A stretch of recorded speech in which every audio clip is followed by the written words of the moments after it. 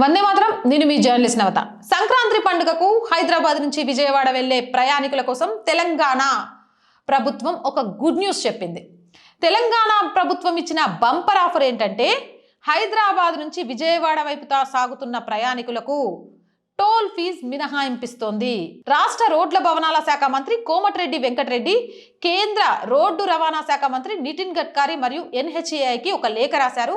జనవరి 9 నుంచి 14 వరకు హైదరాబాద్ నుంచి విజయవాడ ఆవిర్భవించే వాహనాలకు టోల్ ఛార్జీలు వసూలు చేయొద్దని, అలాగే జనవరి 16 నుంచి 18 వరకు తిరిగి విజయవాడ నుంచి హైదరాబాద్ చేరే ప్రయాణికులకు కూడా టోల్ మినహాయింపును కోరారు. ఈ ప్రతిపాదన యాత్రికులపై పడే భారాన్ని తగ్గించడానికి, ప్రత్యేకంగా సంక్రాంతి కష్టకాలంలో ట్రాఫిక్ లో నిమగ్నమయ్యే పరిస్థితులను నివారించడానికి సూచించబడిందని చెప్పారు.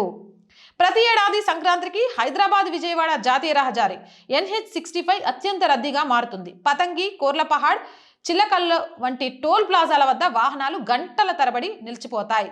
ఫాస్టాగ్ ఉన్నప్పటికీ వాహనాల భారీ రవాణా కారణంగా భారీ జంక్షన్లు ఏర్పడతాయి. ఈ సమస్యను దృష్టిలో పెట్టుకొని టోల్ ఫీజు తీసుకోకుండా ప్రయాణి సులభతరం చేయాలని కోరారు. ఇక దీనికి సంబంధించి సెంట్రల్ గవర్నమెంట్ అలాగే దీనికి సంబంధించిన NHAI ఎలా స్పందిస్తుంది అనేది వెయిట్ చేసి చూడాలి. కానీ ఇదంతా బాగానే ఉంది. అలాగే కాంగ్రెస్ ప్రభుత్వాన్ని, తెలంగాణ ప్రభుత్వాన్ని ఒకటి అడుగుతున్నాం. సార్, సంక్రాంతి టైంలో ట్రాఫిక్ ఏర్పడుతుంది అని టోలు తగ్గిస్తున్నారు, బాగుంది, హర్షించదగ్గిందే. కానీ తెలంగాణ పండుగలు అలాగే సంక్రాంతి పండుగల టైంలో అడ్డగోలుగా పెంచుతున్న ఛార్జీల విషయంలో కూడా నియంత్రణ పెడితే ఇంకా బాగుంటుంది. అప్పుడు సామాన్యుడి మీద చాలా భారం తగ్గుద్ది. ఎందుకో చెప్తా.